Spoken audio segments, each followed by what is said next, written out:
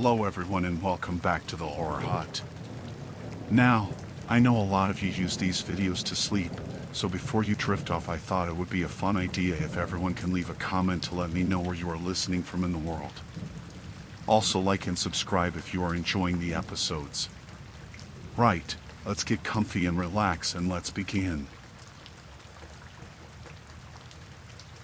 It was a stormy night, the kind where the rain pounded on the roof like it was trying to break in, and the wind howled through the trees. I was alone in my farmhouse, nestled in the middle of nowhere. The power had gone out an hour ago, leaving me in the dim glow of candles scattered around the living room. I was reading a book, trying to ignore the creepy sounds outside when I heard it, a knock on the door. My heart skipped a beat. Who could be out here in this weather? I got up slowly, feeling uneasy, and walked to the door. When I opened it, a man stood there, drenched to the bone. He looked harmless enough, but something about him made me nervous. "My car broke down," he said, his voice barely audible over the storm. "Can I come in and use your phone?" I hesitated. Every horror movie I'd ever seen flashed through my mind. But I didn't want to be heartless. "Sure," I said, stepping aside to let him in. He thanked me and stepped into the hallway, water dripping from his clothes. I pointed to the phone in the kitchen. "It's over there. Help yourself." He nodded and walked in that direction, and I followed him, trying to shake off the bad feeling in my gut. He picked up the phone and dialed a number. As he talked, I noticed him glancing around, taking in the details of my house. "Thanks for letting me in," he said, hanging up the phone. "My name's David, by the way." "Emma," I replied, still feeling uneasy. "Did you get through to someone?"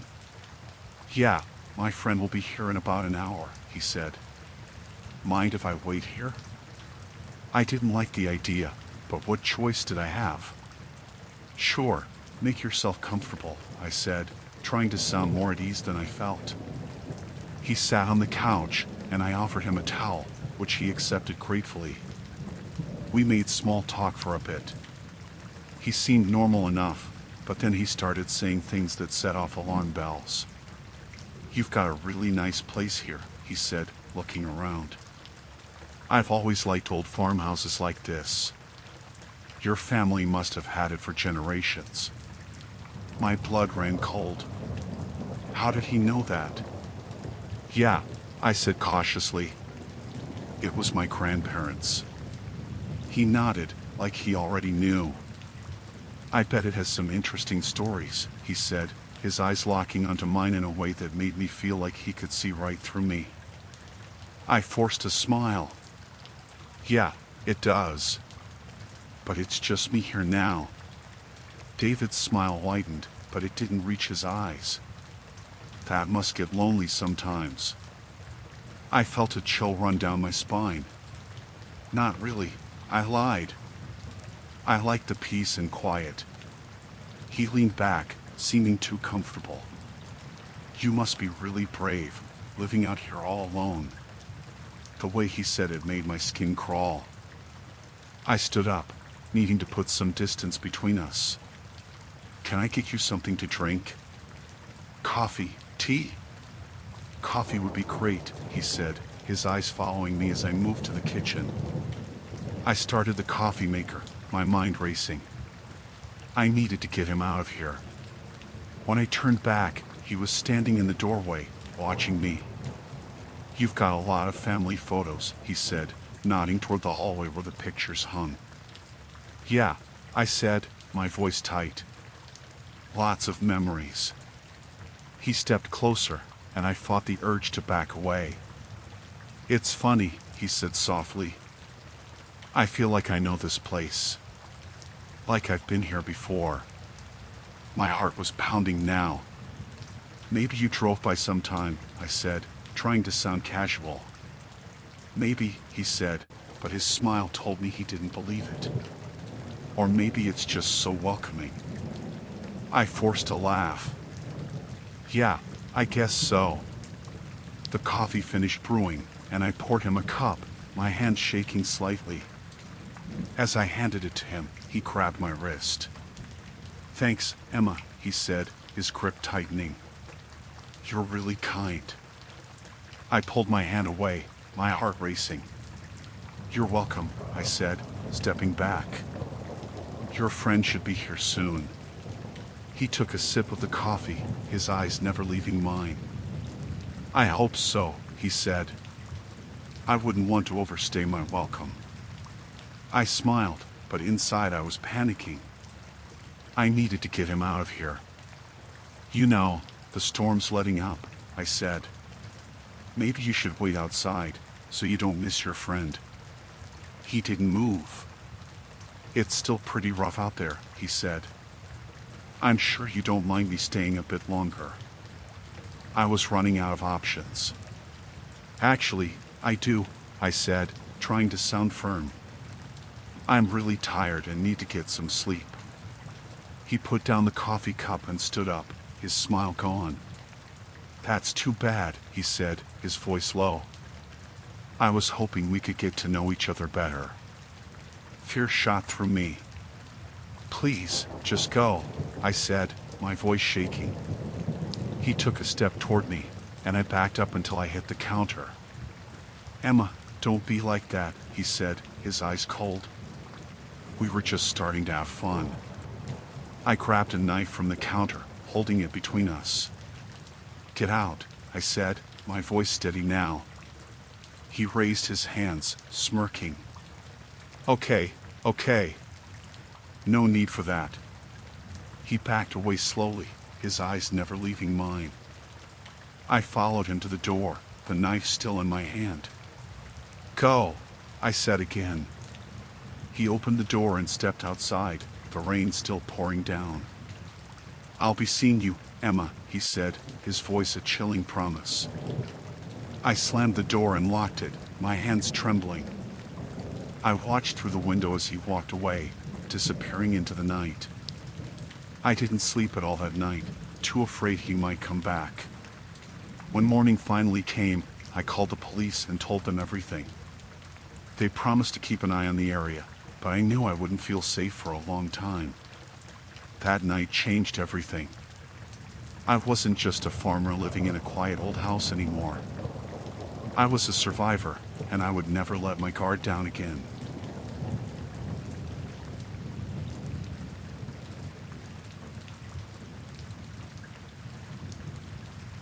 It was pouring rain, and I could barely see the road ahead. The storm was one of the worst I'd seen in years. I was driving home after a long day at work, just wanting to get back to my warm bed. My hands were tight on the steering wheel, and my knuckles were white. The windshield wipers were on full blast, but they struggled against the sheets of rain. Suddenly, my car jerked and sputtered. The engine light came on, and then the car just died. I managed to steer it to the side of the road before it completely gave out. I sat there for a minute, trying to figure out what to do. My phone was dead, of course. I had forgotten to charge it at work. I turned on the emergency flashers and got out of the car, the rain immediately soaking through my clothes. I popped the hood and stared at the engine, but I didn't know what I was looking for. I wasn't a mechanic. As I stood there, a pair of headlights appeared in the distance, coming closer. It was a tow truck. Relief washed over me. The truck pulled up behind my car, and a man got out. He was tall and bulky, wearing a raincoat and a baseball cap pulled low over his face. "Need some help?" he called out over the sound of the rain. "Yeah, my car just died," I replied, trying to sound grateful but feeling uneasy. There was something off about him that I couldn't put my finger on. He walked over and looked under the hood, then back at me. "Looks like you've got a serious problem here. I can tow you to my garage, get it fixed up." I hesitated. "Where's your garage?" "Not too far," he said, but he didn't give an exact location. "Hop in the truck, I'll get you out of this storm." I didn't have many options. The storm was getting worse, and I couldn't stay out here all night. I got into the passenger side of the tow truck, and he climbed in after me, slamming the door shut. As we drove, I noticed he wasn't taking the main roads. Instead, he turned down a narrow, winding road that I didn't recognize. "Where are we going?" I asked, trying to keep my voice steady. "Shortcut," he said, not looking at me. "We'll be there soon." I watched the dark trees whip by, my unease growing. I tried to remember if I'd seen any signs for a garage nearby, but nothing came to mind. The rain was relentless, pounding against the roof of the truck. After a few more minutes, I saw a small, dimly lit building up ahead. It looked more like a shed than a garage. He pulled up in front of it and got out, coming around to my side. "Here we are," he said, opening my door. I stepped out, the rain hitting me again.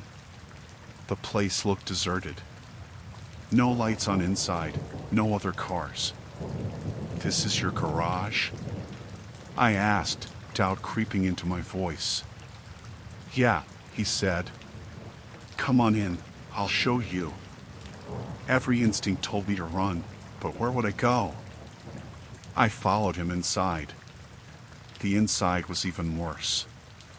It was cluttered with old parts and tools, and there was a faint smell of oil and something else I couldn't identify. "Wait here," he said, disappearing into another room. I stood there, my heart pounding. I looked around for anything I could use as a weapon, just in case. I spotted a rusty wrench on a workbench and grabbed it, holding it behind my back. He came back a moment later, a strange smile on his face. "Why don't you sit down? This might take a while." I shook my head. "I think I'll stand." He stepped closer, and I could see the glint in his eyes. "You're not going anywhere, you know that, right?" Panic surged through me. I swung the wrench, hitting him on the shoulder. He shouted in pain, but it only seemed to make him angrier. He lunged at me, and I stumbled back, knocking over a stack of boxes. I ran for the door, wrench still in hand. He was right behind me, but I managed to get outside. The rain was blinding, but I kept running. I didn't know where I was going, just that I needed to get away from him. I heard him shouting behind me, but I didn't stop. I ran down the road, my lungs burning and my legs aching. The rain was so heavy, it felt like I was running through a wall of water. Just when I thought I couldn't go any further, I saw headlights coming toward me. I waved my arms frantically, and the car slowed down. It was another tow truck, but this one had a logo on the side and looked legitimate. The driver rolled down the window. "You okay, buddy?" I was gasping for breath. "Help, someone's after me." He looked past me and saw the other man coming. He quickly got out and pulled me into his truck. "Stay down," he said, getting back behind the wheel. He locked the doors and drove off, the other man disappearing into the storm behind us. I didn't relax until we were miles away. The driver called the police, and they met us at a nearby station. I told them everything, and they went out to find the man who had tried to trap me. I never found out what happened to him. The police said the place he took me to was abandoned, and there was no sign of him when they arrived. But I knew I'd never forget that night, and I'd never take help from a stranger so easily again.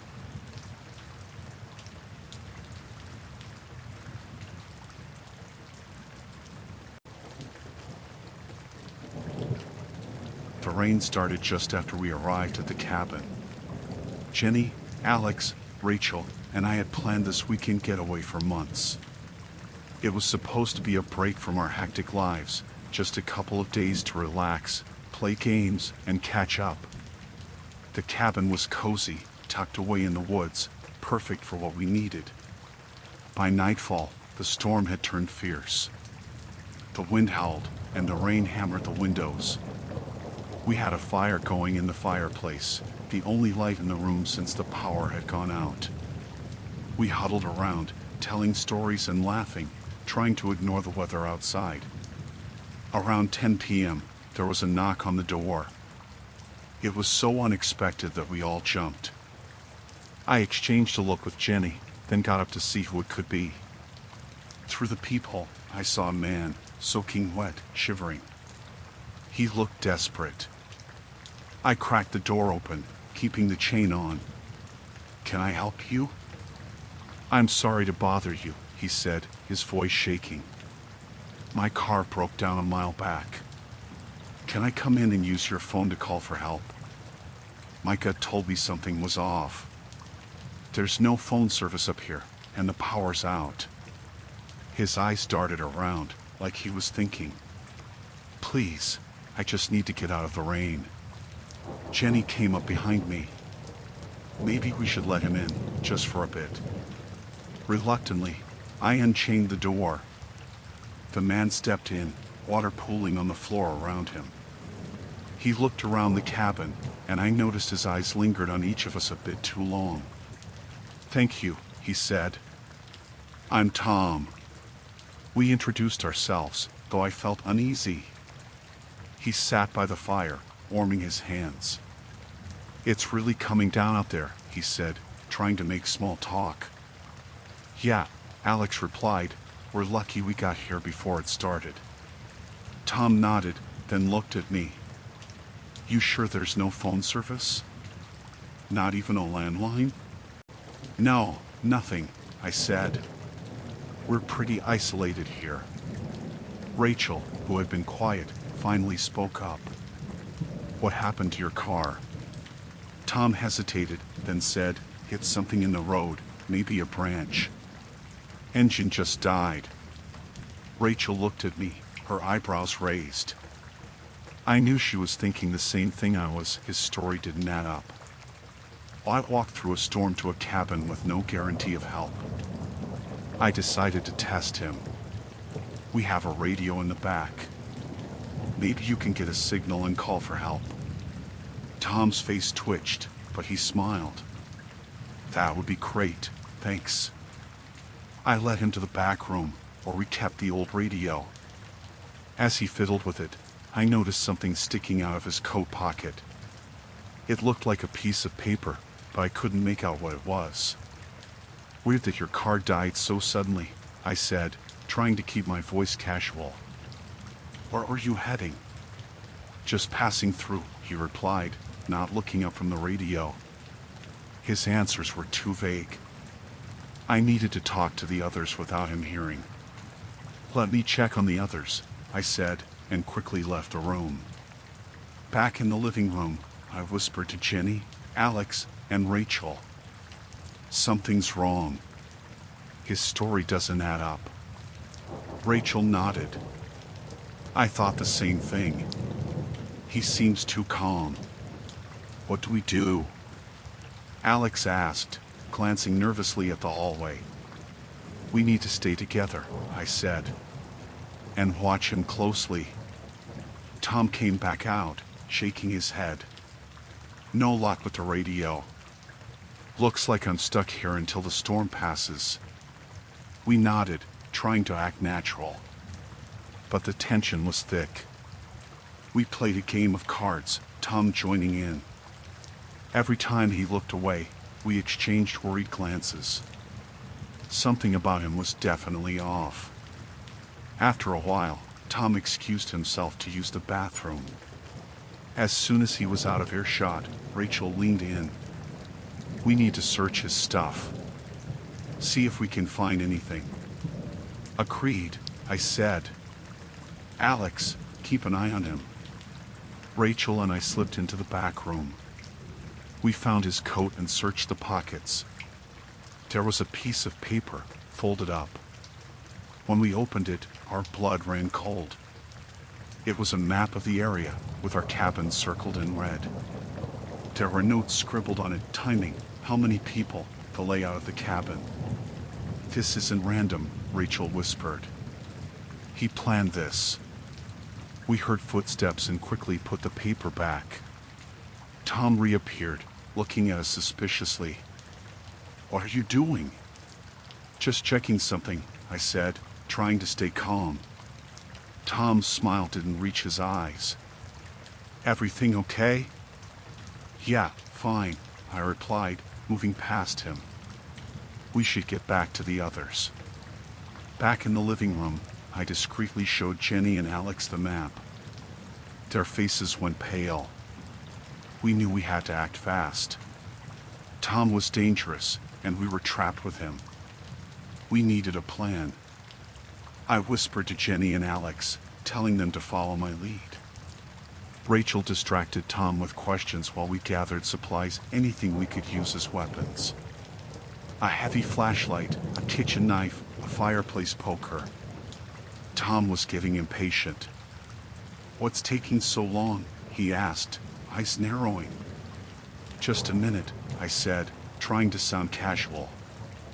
Rachel wanted to show you something. Tom followed Rachel to the back room, and we seized the moment. We barricaded the front door and windows, then hid near the hallway, weapons in hand. When Tom realized Rachel had tricked him, he stormed back out, furious. What's going on here? He demanded, his face twisted with rage. Get out of our cabin, I said, stepping forward with the flashlight raised. Tom's eyes darted to the door, then back at us. You don't understand. I need this place. No, you need to leave, Jenny said, holding the knife steady. Tom lunged at us, but we were ready. Alex swung the poker, catching him in the side. He stumbled, and Jenny jabbed the knife forward, not enough to injure him seriously, but enough to make him back off. Get out. I shouted again. Tom looked at us, breathing hard. Then he turned and bolted for the back door. We didn't chase him, just locked it behind him and collapsed in relief. We spent the rest of the night on high alert, but Tom didn't come back. When morning finally came, the storm had passed. We packed up quickly and left the cabin, reporting the incident to the local authorities as soon as we got to town. They found Tom's abandoned car, but no sign of him. It was clear he had been planning something bad, and we were lucky to have escaped unharmed. That weekend getaway turned into a nightmare, one we wouldn't forget.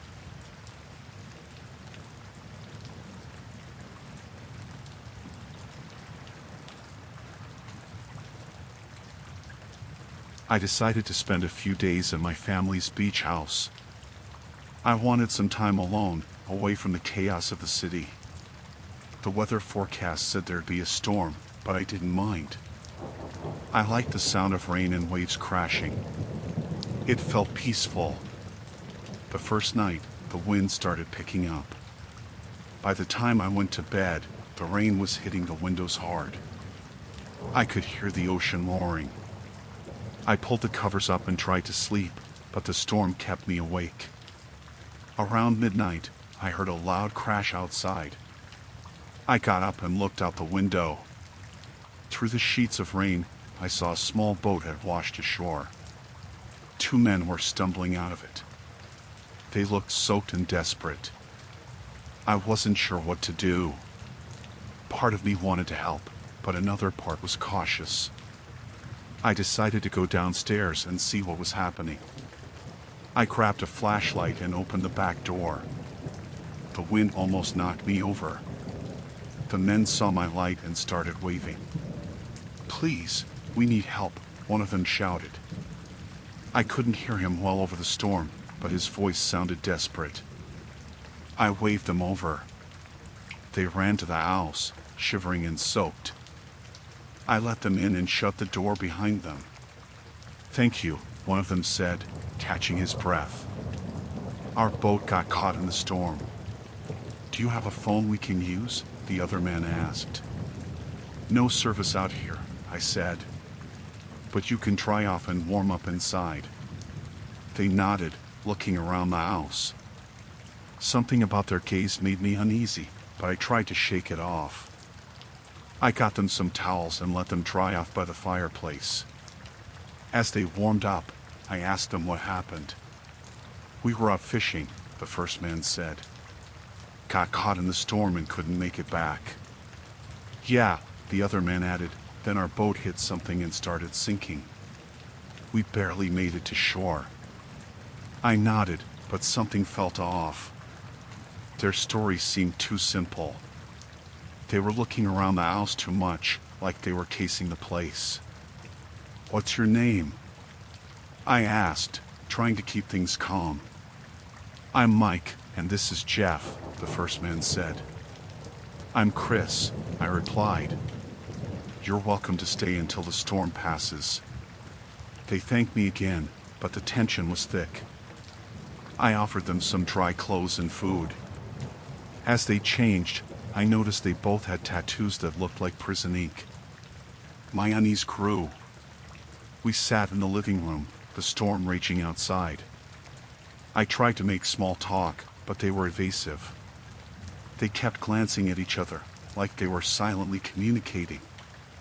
I excused myself to go to the bathroom. I needed to think. Something wasn't right.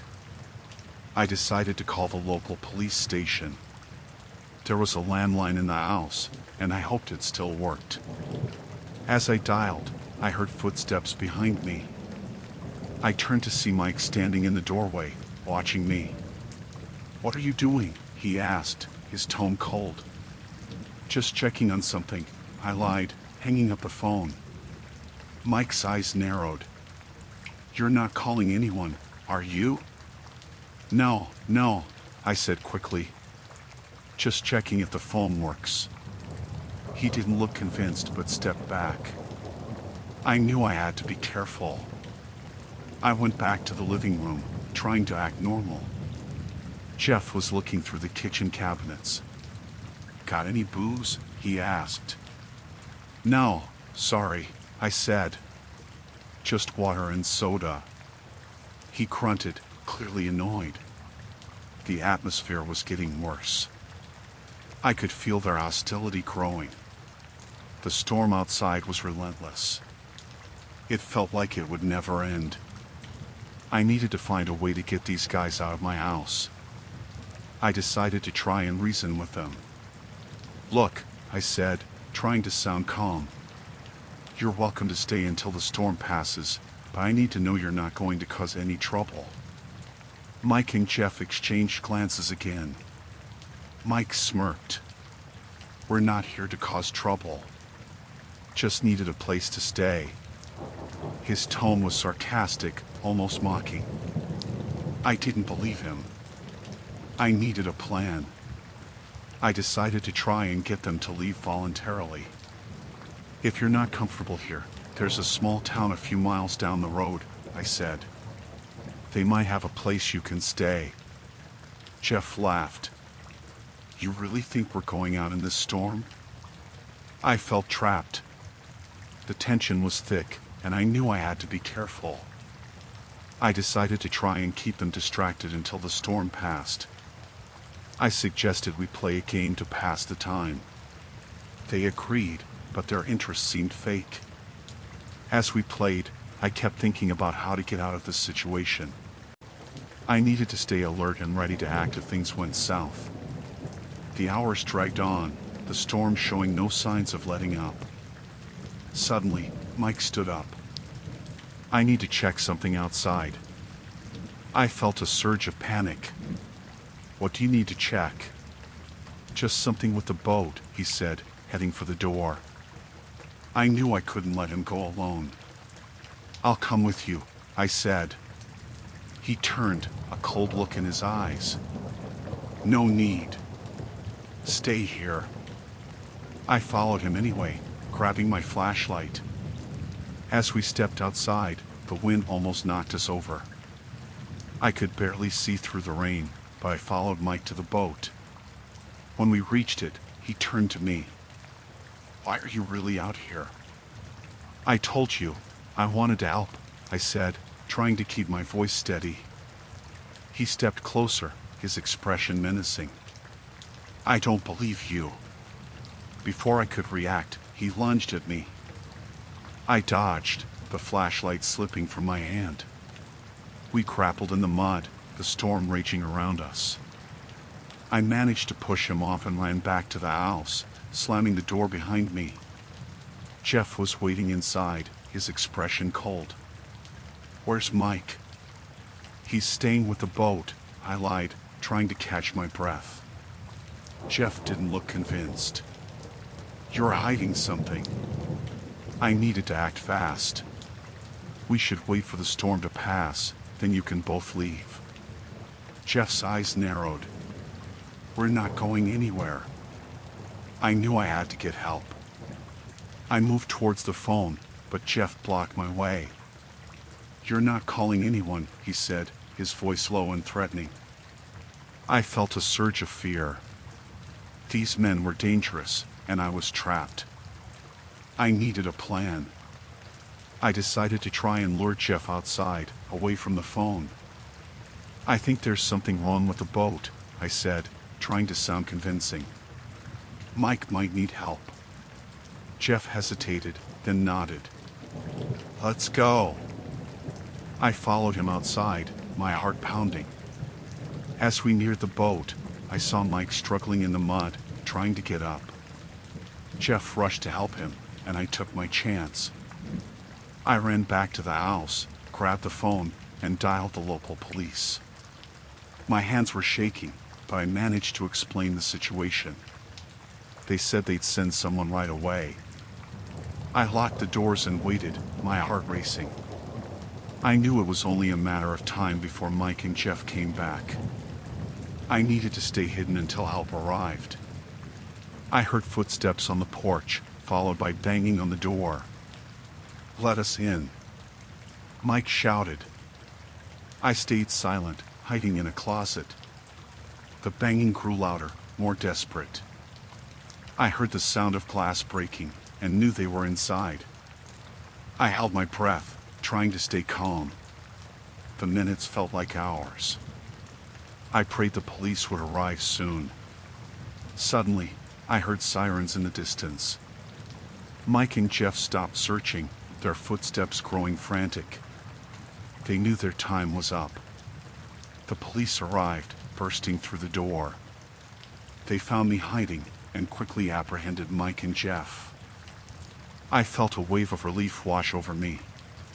The officers took my statement and assured me I was safe. Mike and Jeff were taken into custody, their plans thwarted. I spent the rest of the night at the police station, grateful to be alive.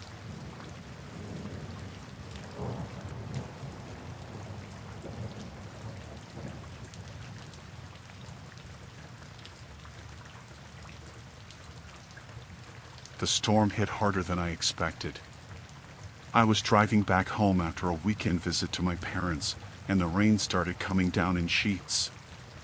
It was almost impossible to see the road. My wipers were going at full speed, but it didn't help much. The wind was howling, making my car sway. I saw a sign for a gas station a few miles ahead and decided to pull over. I needed a break and some shelter until the storm eased up. When I got to the gas station, it looked old and run down. The lights inside were flickering, and the place seemed deserted. I hesitated for a moment but decided to go in. I didn't have much of a choice with the storm raging outside. The bell above the door jingled as I walked in. The inside was just as old and worn as the outside. Shelves were half empty, and the air smelled musty. A man stood behind the counter. He looked to be in his 60s, with gray hair and a friendly smile. "Evening, miss."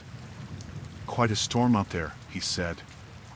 "Yeah, it's really bad." "I just need to wait it out for a bit," I replied. "Of course, take your time." "Name's Hank, by the way," he said. "Sarah," I said, forcing a smile. I wandered around the store, pretending to look at the snacks and drinks. I felt uneasy, but I couldn't pinpoint why. "Where you headed, Sarah?" Hank asked, breaking the silence. "Just on my way home from visiting family," I said. He nodded, his smile never fading. "Not many folks come through here these days." Storm's a real doozy. I nodded and went to the back of the store to find a bathroom. The door was slightly ajar, and the light inside was dim. I pushed the door open and froze.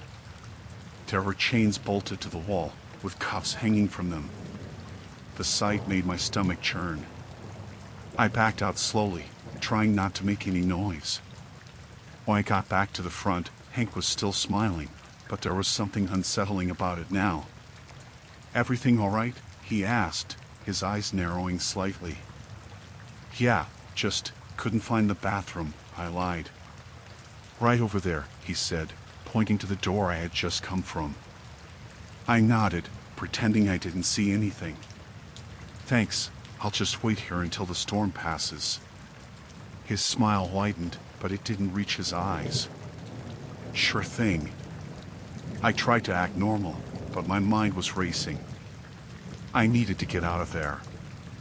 I walked back to the front door, but Hank suddenly moved from behind the counter and blocked my path. "Leaving already?" "Storm's still pretty bad," he said, his tone no longer friendly. I just remembered I have somewhere to be," I stammered.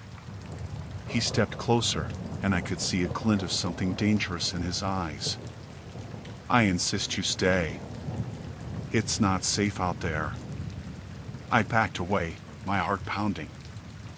"I really should go." Hank grabbed my arm, his grip strong and painful. I said, "It's not safe."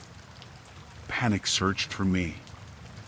I twisted my arm, trying to break free, but his grip tightened. "Let me go!" I shouted. "No need to shout," he said calmly, dragging me towards the back of the store. I struggled, kicking and screaming, but it was no use. He was too strong. He shoved me into a small room and locked the door behind me. The room was dark, with only a small window letting in some light. I banged on the door, shouting for help, but the storm drowned out my cries. I heard Hank's footsteps fading away. I looked around the room, trying to find something, anything to use as a weapon. My eyes fell on an old, rusty pipe lying in the corner. I grabbed it and waited, my heart pounding. Minutes felt like hours. Finally, I heard the door creak open. Hank stepped in, and I swung the pipe with all my strength. It connected with his head, and he stumbled back, cursing. I took my chance and ran. I burst out of the room and headed for the front door. Hank was right behind me, blood trickling down his face. I reached the door and threw it open, the wind and rain hitting me like a wall. I ran to my car, fumbling with my keys. Hank was getting closer, his face twisted with rage. I got the door open and jumped in, locking it behind me. I started the car and floored it, the tires spinning in the mud. Hank banged on the window, but I didn't stop. I drove as fast as I could, the storm making it hard to see. I didn't stop until I reached a town several miles away. I pulled into a well-lit gas station and called the police. They found Hank and arrested him. Turns out, he had a history of kidnapping and had been hiding out at that old gas station for years. I was lucky to get away.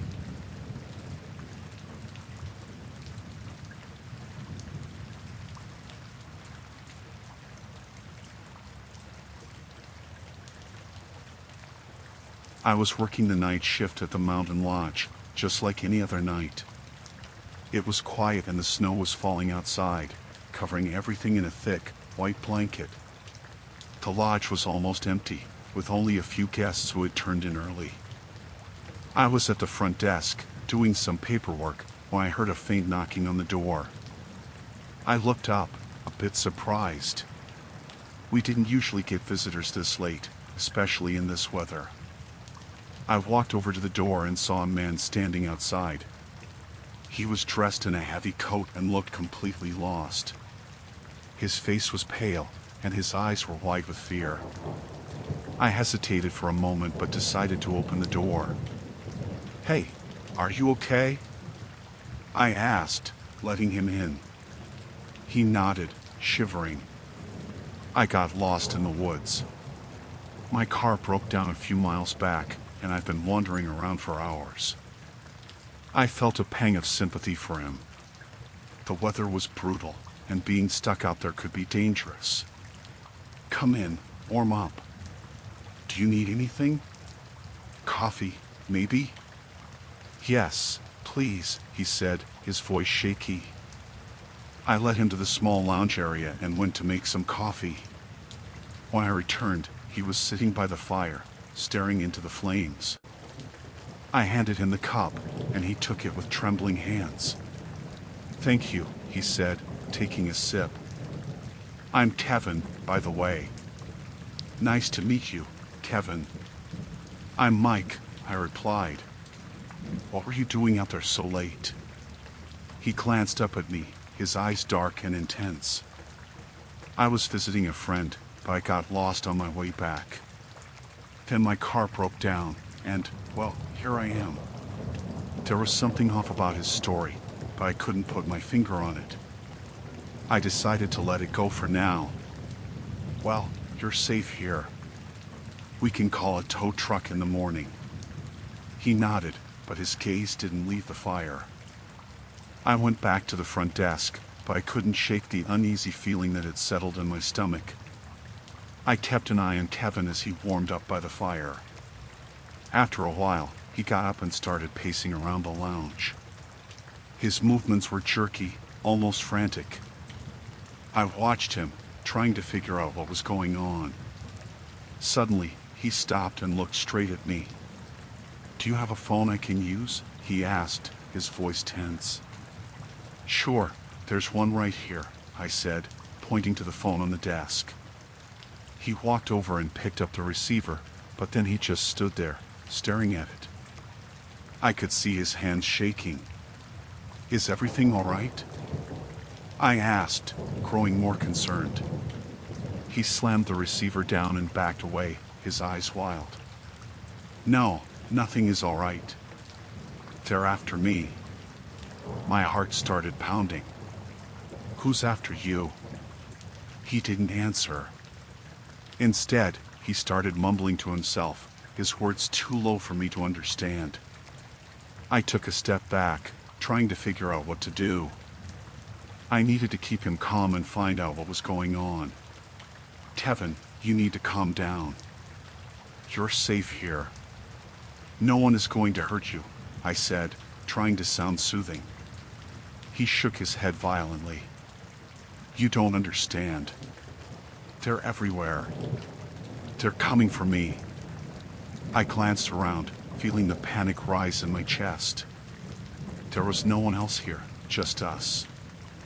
I needed to get him to calm down before things got out of hand. Listen, let's sit down and talk about this. Maybe I can help. He looked at me, his eyes filled with a mixture of fear and anger. You can't help me. No one can. Before I could react, he lunged at me, knocking me to the floor. I struggled to get free, but he was surprisingly strong. Get off me. I shouted, trying to push him away.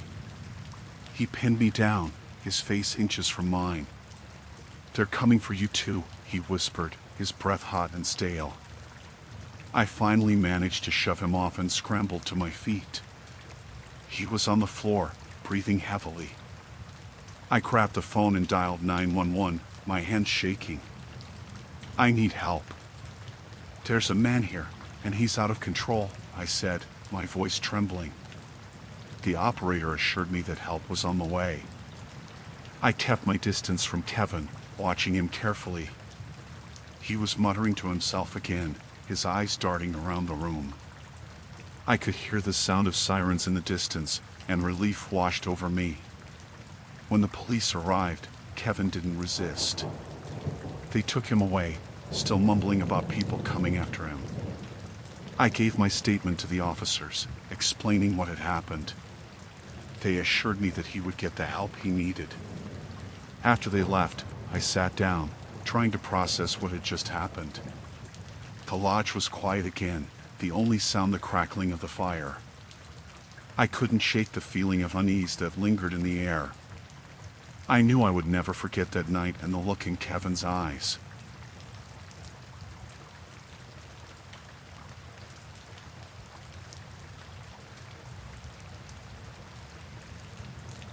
I was driving through the storm, the rain pounding against the windshield, making it hard to see. The wipers were working overtime, but visibility was still terrible. I was on my way to visit my parents for the weekend, but the weather had other plans. After hours of fighting the elements, I decided to pull over and find a place to stay for the night. I spotted a small, run-down motel on the side of the road. The neon sign flickered, but it was a beacon of hope in the middle of the storm. I pulled into the parking lot, relieved to be off the road. The lot was nearly empty, with just a couple of other cars parked haphazardly.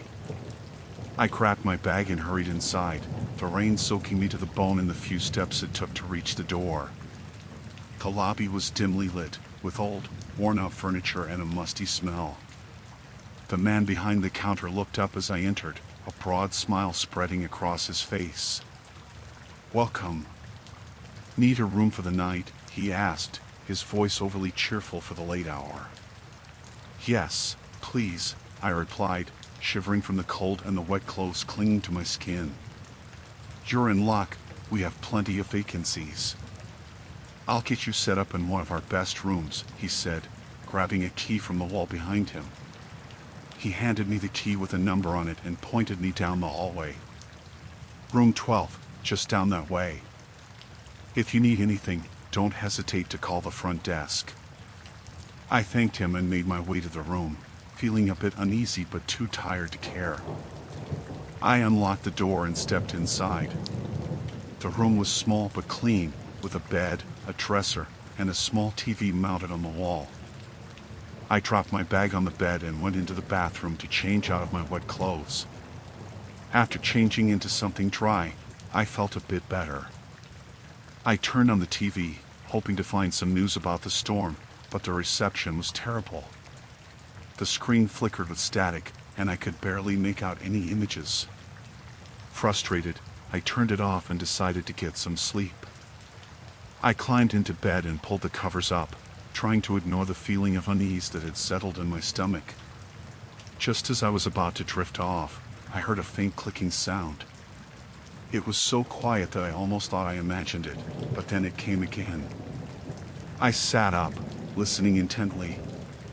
The sound was coming from the corner of the room. I got out of bed and walked over to the dresser, where the sound seemed to be coming from. I opened the drawers, but they were empty. I was about to give up when I noticed something strange behind the TV.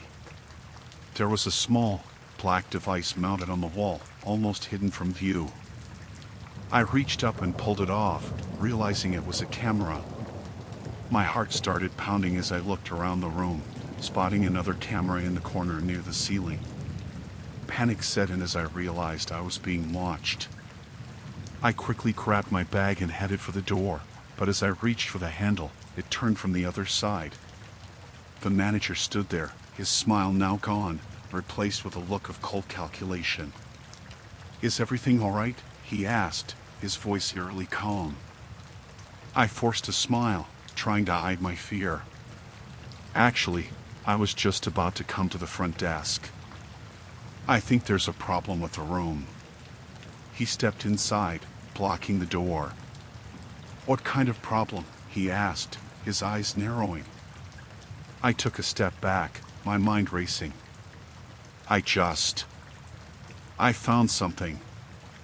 "I think there's a camera in here." His expression didn't change. "Oh, that. It's just for security, you know, to make sure our guests are safe." I didn't believe him for a second. "I'd like to check out, please. I don't feel comfortable staying here." He shook his head slowly. "I'm afraid I can't let you leave. Not until the storm passes." I knew I had to get out of there. I glanced around the room, looking for something to use as a weapon. My eyes landed on the lamp on the nightstand. Without thinking, I grabbed it and swung it at him. The lamp shattered against his head, and he stumbled back, giving me just enough time to slip past him and run down the hallway. I could hear him shouting behind me, but I didn't look back. I burst through the front door and ran to my car, fumbling with the keys in my panic. I finally got the door open and jumped in, locking it behind me. My hands were shaking as I started the engine and sped out of the parking lot, the rain still pouring down. I drove for miles, not caring where I was going as long as it was away from that motel. My mind was racing, trying to process what had just happened. I couldn't believe I had been so close to danger. Eventually, I found another motel, one that looked much safer, and checked in. That night, I barely slept, the fear and adrenaline keeping me on edge. The next morning, I reported the incident to the police, but I never heard back about what happened to the manager. I learned to trust my instincts that night, and I never let my guard down again.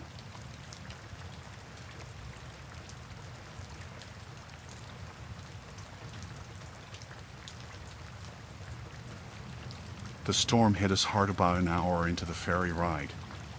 The sky turned dark, and the waves started tossing the boat around like a toy. I was on the upper deck, trying to keep my balance while watching the water crash against the sides. It was supposed to be a routine trip across the bay, but this storm came out of nowhere. I decided to go inside and find a seat. The cabin was crowded with people trying to escape the weather. I found an empty spot near the back and sat down, wiping the rain off my face. The air was thick with the smell of wet clothes and anxiety. Everyone was nervous, and the storm wasn't helping. I noticed a man sitting across from me. He was wearing a dark coat and a hat pulled low over his eyes. Something about him seemed off. He kept glancing around, fidgeting with a small black bag on his lap. Every few minutes, he'd look at his watch and then back at the bag. It made me uneasy. I tried to shake it off, telling myself I was just being paranoid because of the storm. But I couldn't stop watching him.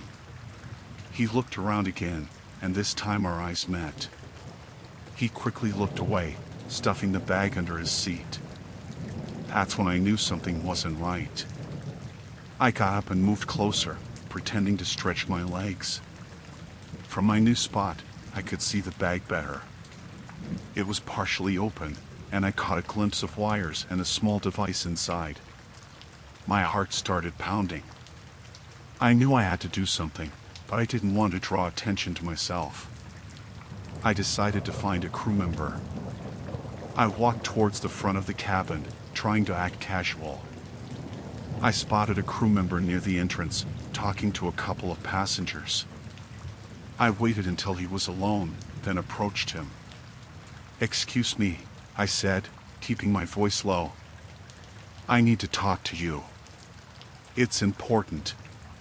He looked at me, eyebrows raised. "What's the matter?"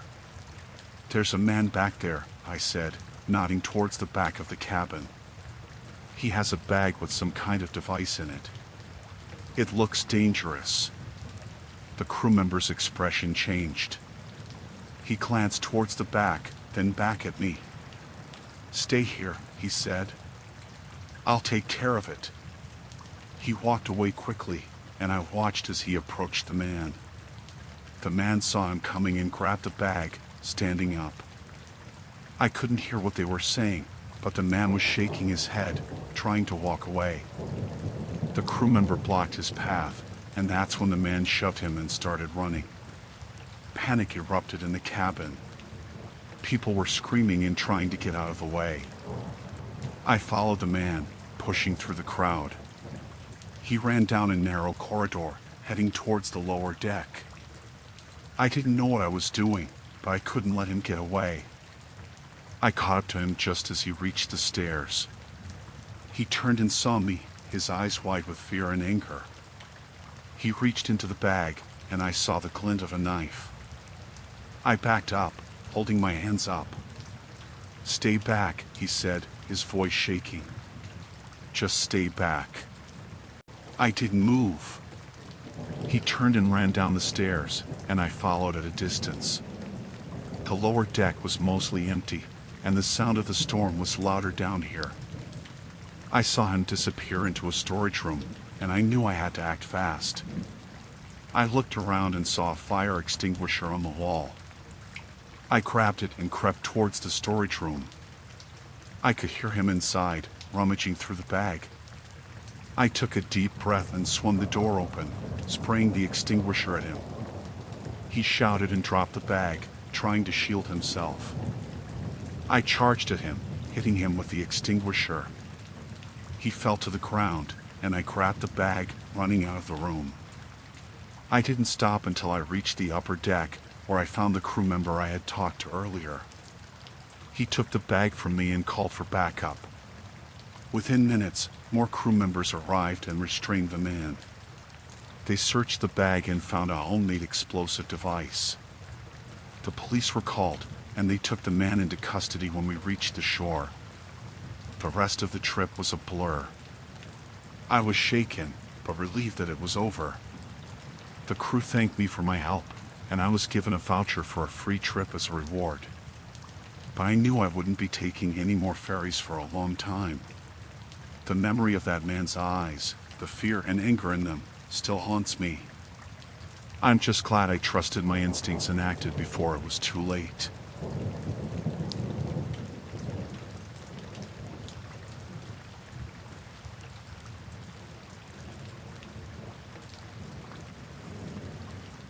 I was stuck at the train station during one of the worst storms I had ever seen. The rain was pounding against the windows, and the wind howled like a wild animal. I had missed my train home, and the next one wasn't due for hours. The station was almost empty, just me and a few other unlucky souls stranded by the weather. I sat on a cold, metal bench, watching the rain. The lights flickered occasionally, making the shadows in the corners dance. I pulled my jacket tighter around me and tried to get comfortable, but the bench was hard, and the air was damp and chilly. After a while, I noticed a man walking towards me. He was tall and broad-shouldered, wearing a dark uniform. I assumed he was a security guard, though I hadn't seen him before. He had a badge clipped to his chest and a flashlight in his hand. "Evening," he said, his voice deep and slightly raspy. "You waiting for the next train?" "Yeah," I replied. "Got stuck here because of the storm." "Bad one, isn't it?" He glanced at the windows, the rain still hammering down. "Name's Carl. I'm the night security here." "I'm Laura," I said. "Nice to meet you." He nodded and sat down on the bench across from me. His presence was a bit unsettling, but I figured he was just doing his job. We sat in silence for a few minutes, listening to the storm. "Not many people here tonight," he said finally, looking around the empty station. "Most folks cleared out before it got this bad." "Yeah, it's pretty deserted," I agreed. He leaned forward, his eyes narrowing as he studied me. "So, Laura, where you headed?" "Home," I said. "Just trying to get home." He nodded slowly, his gaze never leaving my face. "You know, it's not safe for a young woman to be alone in a place like this. Lots of strange people around." I felt a chill run down my spine. Something about the way he said it made me uneasy. "I'm fine," I said quickly. "Just waiting for my train." He smiled, but it didn't reach his eyes. "Well, if you need anything, I'll be around." He stood up and walked away, his boots echoing on the tiled floor. I watched him disappear into the shadows, feeling a sense of relief once he was gone. But the relief didn't last long. I couldn't shake the feeling that something was off about him. I tried to distract myself by reading a book, but I couldn't focus. Every time the lights flickered, I glanced around, half expecting to see him standing there, watching me. The minutes dragged on, and the storm showed no signs of letting up. After what felt like an eternity, I decided to stretch my legs. I walked down the platform, trying to shake off the unease. As I passed a row of lockers, I heard a noise behind me. I turned quickly, but no one was there. Just the empty station and the sound of the storm. I told myself I was being paranoid. There was no reason to be scared. But as I turned to head back to my bench, I saw him again. Carl, standing at the far end of the platform, watching me. His expression was unreadable, but his eyes were dark and intense. I forced a smile and nodded at him, hoping to appear calm. He didn't respond, just kept staring. I hurried back to my seat, my heart pounding in my chest. Something wasn't right. I needed to find a way out of there, but with the storm raging outside, I had nowhere to go. I decided to go to the restroom, hoping to buy some time and gather my thoughts. The restroom was down a dimly lit hallway, and as I walked, I felt like I was being watched. I glanced over my shoulder but saw nothing. Inside the restroom, I splashed some water on my face and took a deep breath. I needed to stay calm and think clearly. But when I stepped out, Carl was there, leaning against the wall. "Everything okay?" he asked, his voice dripping with false concern. "Yeah, just needed a break," I said, trying to keep my voice steady. He took a step closer, and I could see the cold glint in his eyes. "You know, the storm's getting worse. Might be a good idea to find somewhere safer to wait." "I'm fine here," I insisted, backing away. His smile faded, replaced by a hard, menacing look. "I don't think you understand. It's not safe here." My heart was racing now. I needed to get away from him. "I'll take my chances," I said, turning to leave. He grabbed my arm, his grip tight and painful. "I'm not giving you a choice," he growled. I yanked my arm free and ran, my footsteps echoing in the empty station. I could hear him behind me, his boots pounding on the floor. I didn't know where to go, but I had to get away. I darted down a hallway and into a storage room, slamming the door shut behind me. I looked around, my eyes searching for something to block the door. I spotted a heavy shelf and pushed it against the door, my hands shaking. I could hear Carl outside, trying the handle and then pounding on the door. "Let me in, Laura," he shouted. "You're only making this harder on yourself." I backed away from the door, my mind racing. I needed to find a way to call for help. I pulled out my phone, but there was no signal. The storm had knocked out the cell towers. I was trapped. I heard a crash outside and realized he was trying to break down the door. I had to think fast. I looked around the room and spotted a small window near the ceiling. It was a tight fit, but it was my only chance. I climbed up on a stack of boxes and pushed the window open. The rain and wind hit me immediately, but I didn't care. I squeezed through the window, cutting my hands on the glass, and dropped down onto the wet pavement outside. I could hear Carl shouting behind me, but I didn't stop. I ran through the storm, my clothes soaked and my heart pounding. I didn't know where I was going, but I had to get away from him. I finally saw the lights of a nearby building and ran towards it. It was a small diner, and the sight of it filled me with relief. I burst through the door, gasping for breath. The few people inside turned to look at me, their faces filled with concern. "Help," I managed to say. "There's a man. He's after me." The staff quickly called the police, and they arrived within minutes. I told them everything, and they assured me I was safe now. They found Carl still trying to break into the storage room, and he was arrested.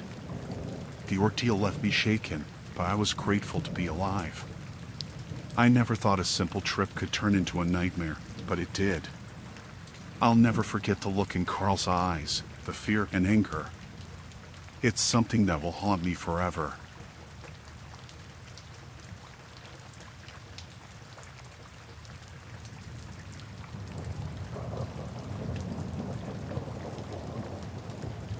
I was working the night shift at the hospital, just like any other night. The storm outside was raging, the rain beating against the windows, and the wind howling like a banshee. It was the kind of storm that made you grateful to be indoors, safe and dry. But then, everything changed. A patient was brought in by the storm. They said he had been found by the side of the road, disoriented and injured. They didn't know who he was or where he came from. All they knew was that he needed help. I went to check on him, expecting to find just another patient in need of care. But when I entered his room, something felt off. He was lying in bed, staring up at the ceiling with vacant eyes. His breathing was shallow and ragged, and there was a wildness in his gaze that made me uneasy. I approached him cautiously, trying to assess his condition. But as soon as I got close, he lashed out, grabbing me by the throat with surprising strength. His eyes were filled with rage, and I could see the madness swirling behind them.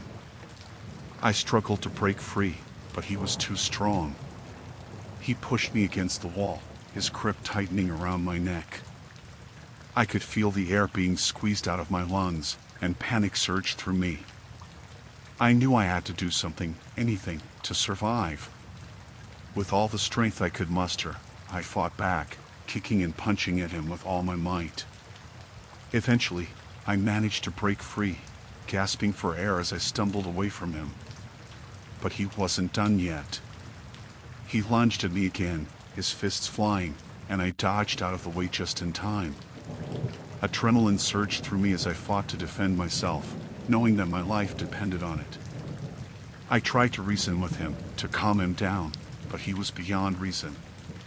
His eyes were filled with madness, and he seemed to be driven by some unseen force.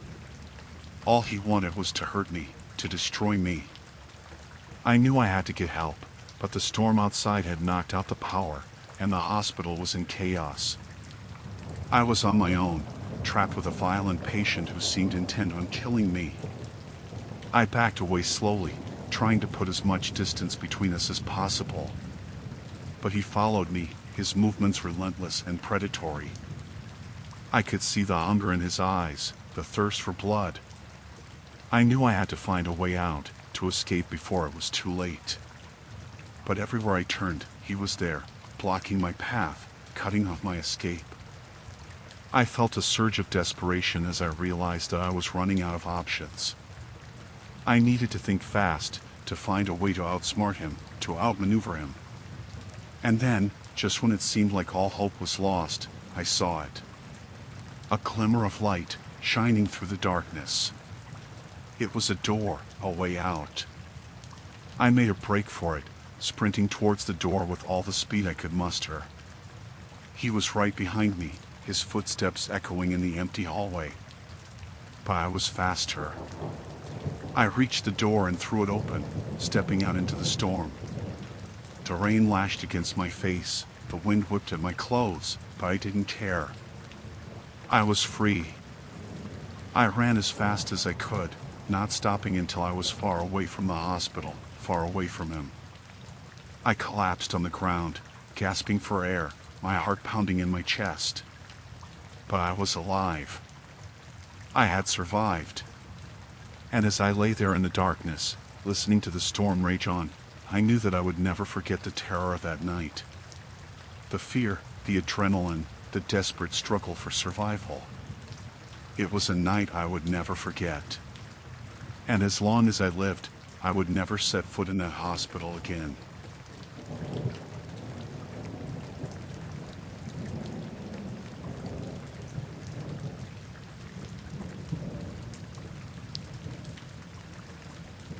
I was driving down a lonely country road, the rain pounding against the windshield and the wind howling outside.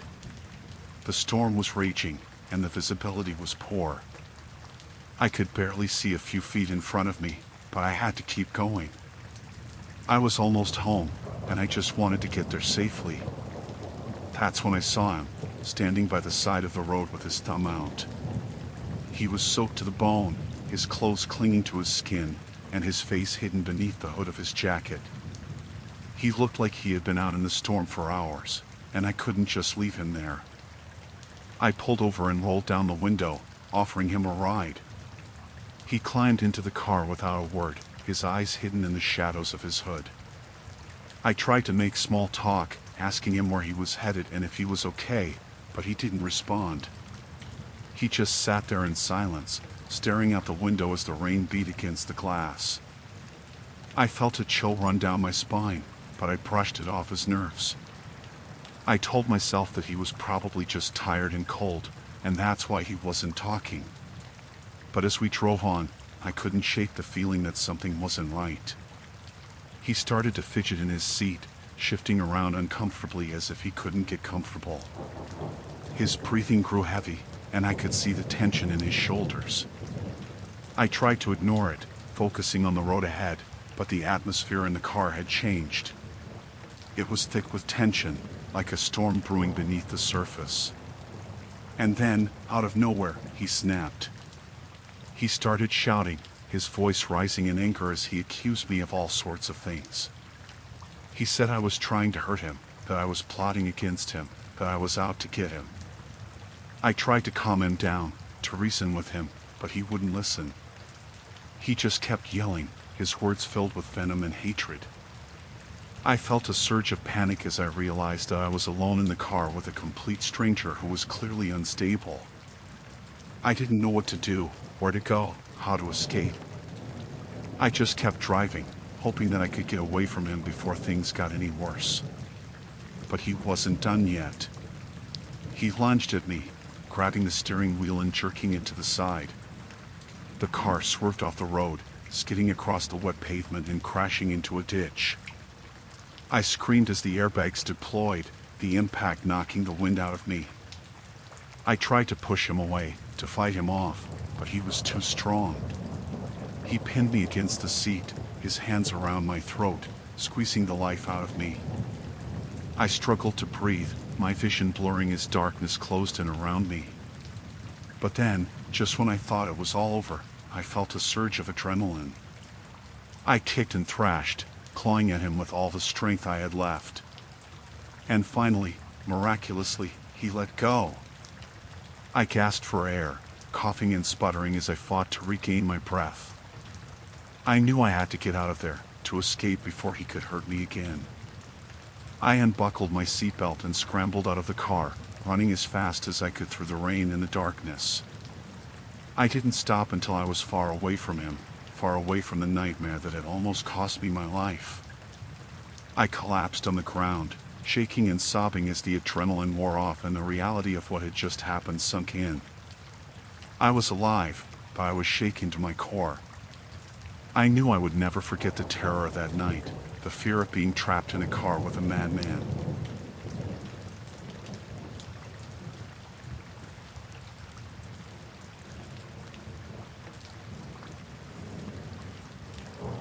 I was staying at this old fishing cabin for a weekend getaway. It was supposed to be a relaxing time, just me and the sound of the rain on the roof. But then the storm hit, and everything changed. I was sitting by the fire, reading a book, when I heard it. A scream, loud and piercing, cutting through the sound of the rain. At first, I thought it was just the wind playing tricks on me, but then I heard it again, closer this time. I grabbed a flashlight and headed outside, trying to see through the darkness and the rain. And that's when I saw her, stumbling out of the trees, her clothes torn and her face covered in dirt. She was crying and shaking, her whole body trembling with fear. I ran over to her, asking her what happened, if she was okay. She told me she had escaped from a kidnapper, that he had been holding her captive in the woods. I didn't know what to do, how to help her. I was just a regular guy, not some kind of hero. But I knew I couldn't just leave her out there in the storm, alone and terrified. So I brought her inside the cabin, trying to calm her down and make her feel safe. I gave her some dry clothes and a blanket, trying to warm her up from the cold.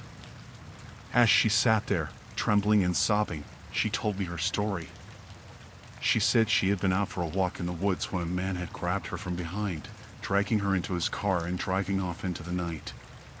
She said she had been trapped in his cabin for days, locked away in a dark room with no way out. I felt sick to my stomach, imagining what she must have gone through. I couldn't believe that something like that could happen, not out here in the middle of nowhere. But then again, I guess you never really know what people are capable of. I wanted to call the police to get her help right away. But then she begged me not to, saying that he would come looking for her, that he would never stop until he found her. I didn't know what to do, torn between wanting to help her and wanting to protect myself. And then, just as I was trying to figure out what to do next, I heard it. A car pulling up outside, its headlights cutting through the darkness. I froze, my heart pounding in my chest, as I realized that he had found her, that he was here to take her back. I grabbed the nearest weapon I could find, a fireplace poker, and stood there in the darkness, waiting for him to come inside. I didn't know if I could take him on, if I could protect her from whatever he had planned. But then the car drove off again, disappearing into the night as quickly as it had come. I let out a sigh of relief, feeling the tension drain from my body as I realized that we were safe, at least for now. I stayed up all night, keeping watch over her as she slept, afraid that he would come back. But he never did. And when morning came, I drove her into town, to the nearest police station, where she could get the help she needed. I never found out what happened to her after that, if they caught the guy or if she ever got justice for what he did to her. But I like to think that she did, that she was able to move on with her life and leave the nightmare behind her. As for me, well, I never went back to that fishing cabin again. The memories were too painful, too haunting. But I'll never forget the terror of that night, the fear of not knowing if we would make it out alive. And I'll always be grateful that we did.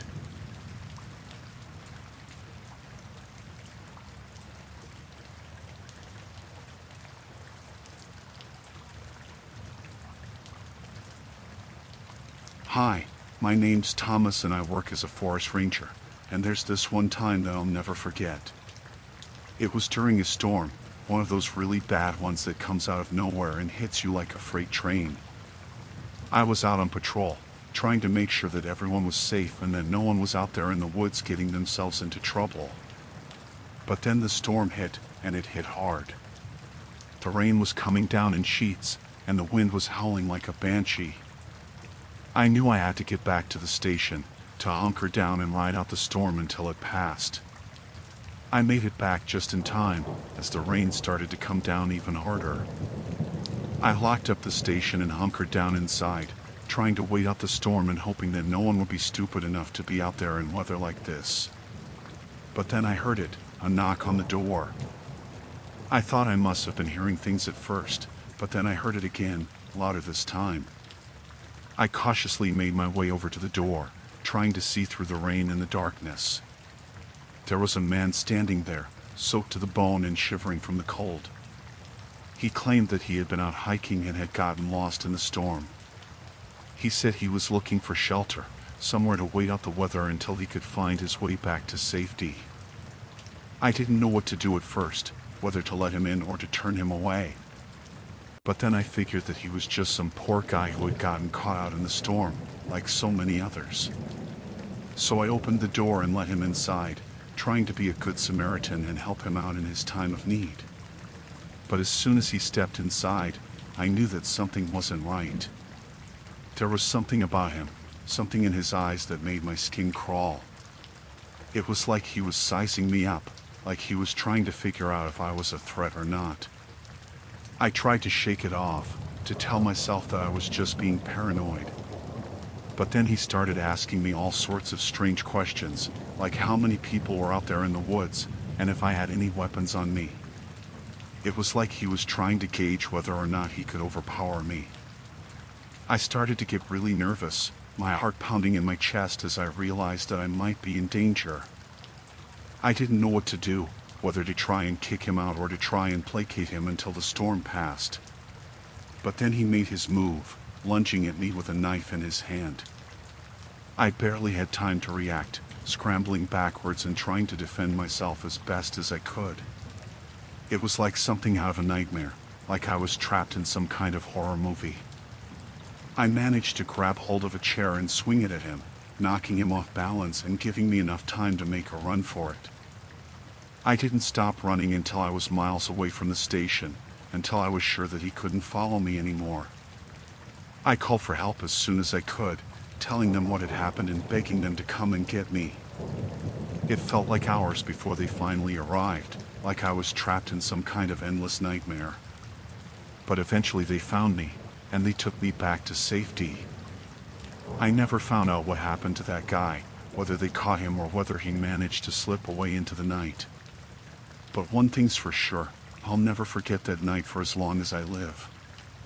It was the scariest thing that's ever happened to me, and it's something that I hope I never have to experience again.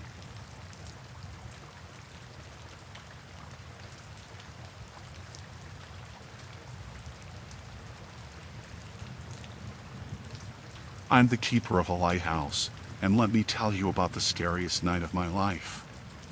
It was during a storm, one of those really bad ones that rattles the windows and shakes the whole building. I was up in the tower, doing my usual rounds and keeping an eye on the sea.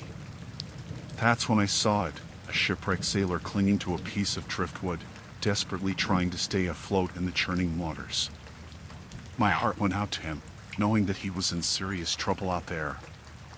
So I did what any decent person would do. I let him in. I guided him up to the lighthouse, trying to be a good Samaritan and offer him shelter from the storm. But as soon as he stepped inside, I knew that something was wrong. There was something about him, something in his eyes that set off alarm bells in my head. He was hostile from the start, demanding food and shelter like he owned the place.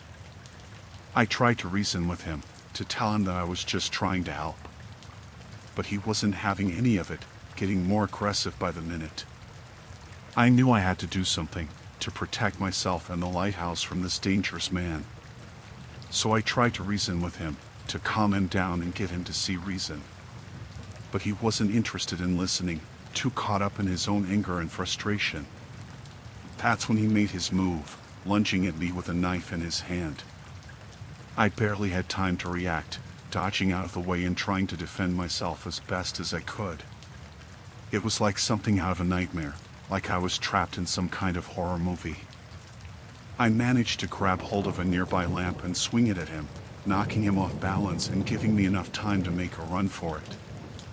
I didn't stop running until I was miles away from the lighthouse, until I was sure that he couldn't follow me anymore. I called for help as soon as I could, telling them what had happened and begging them to come and get me. It felt like hours before they finally arrived, like I was trapped in some kind of endless nightmare. But eventually they found me, and they took me back to safety. I never found out what happened to that sailor, whether they caught him or whether he managed to slip away into the night. But one thing's for sure, I'll never forget that night for as long as I live.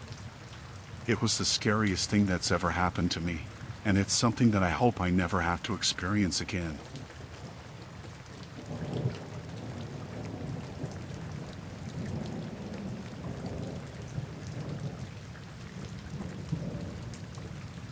I was in my apartment, alone, during a citywide blackout caused by a raging storm. The darkness was suffocating, enveloping everything in its thick embrace. The only sound was the howling wind outside, rattling the windows and sending shivers down my spine. Suddenly, I heard it, the unmistakable sound of someone trying to break in. My heart skipped a beat, and I froze in terror, not knowing what to do. Panic surged through me as I realized I was completely vulnerable in the darkness. I had to think fast, to find a way to protect myself from whoever was trying to get inside. My mind raced with fear, trying to come up with a plan, but all I could think about was the impending danger. I groped around in the darkness, searching desperately for something, anything, that I could use as a weapon. My hands closed around a heavy lamp, and I clutched it tightly, ready to defend myself if the intruder managed to break through the door. The pounding on the door grew louder and more frantic, and I could hear the sound of splintering wood as they tried to force their way in. My heart pounded in my chest, and I felt like I was going to be sick with fear. But then, suddenly, the pounding stopped, and there was nothing but silence. I strained my ears, listening for any sign of movement, but there was nothing. It was as if the intruder had vanished into thin air. I stood there in the darkness, trembling with fear, unsure of what to do next. Should I call the police? Should I try to find a way out of the apartment? I didn't know, and the uncertainty only made my fear worse. Then, just as suddenly as it had stopped, the pounding started again, louder and more ferocious than before. My blood ran cold as I realized that whatever was on the other side of that door was not going to give up easily. I backed away from the door, clutching the lamp tightly in my trembling hands. I felt like a cornered animal, trapped and helpless in the face of impending danger. But then, just when I thought all hope was lost, I heard the sound of voices outside. Relief flooded through me as I realized that help had finally arrived. The police had come to rescue me from whatever nightmare I had found myself in. I rushed to the door, throwing it open and stumbling out into the hallway. The police were there, their flashlights cutting through the darkness like beacons of hope. They quickly subdued the intruder, leading them away in handcuffs. I stood there in the hallway, shaking with relief, grateful to be alive. It was over, the nightmare was finally over, and I was safe once again. But the memory of that night would stay with me forever, a constant reminder of the terrifying darkness that lurks just beyond the edges of our everyday lives.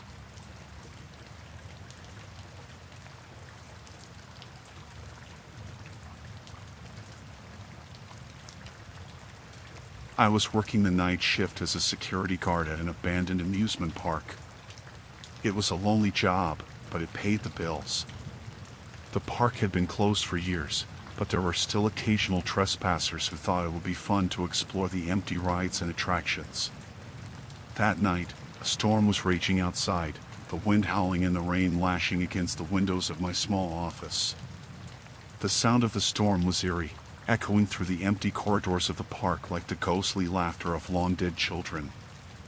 I was making my rounds, checking the perimeter of the park to make sure no one had breached the fence, when I saw them. A group of figures huddled together near the entrance, their faces obscured by the hooded jackets they wore against the rain. I approached them cautiously, my hand resting on the nightstick at my belt. "Hey!" I called out, trying to sound authoritative. "You're not supposed to be here. This place is off limits." The figures turned to face me, and I could see the glint of metal in their hands. My heart sank as I realized they were armed. I took a step back, my pulse racing with fear. "I'm calling the police," I said, reaching for the radio on my belt. But before I could make the call, one of the figures lunged at me, swinging a metal pipe in a wide arc. I stumbled backward, barely dodging the blow, and felt a sharp pain as the pipe grazed my shoulder. Adrenaline surged through me as I realized I was in real danger. These people weren't just trespassers, they were dangerous criminals. I had to get out of there, fast. I turned and ran, sprinting through the empty corridors of the park, the sound of their footsteps echoing behind me. The storm outside was raging, the wind howling like a pack of hungry wolves, but I didn't dare stop to catch my breath. I ducked into a nearby building, hoping to find shelter from the storm and a place to hide from my pursuers. But as I looked around, I realized with horror that I had stumbled into the park's old haunted house attraction.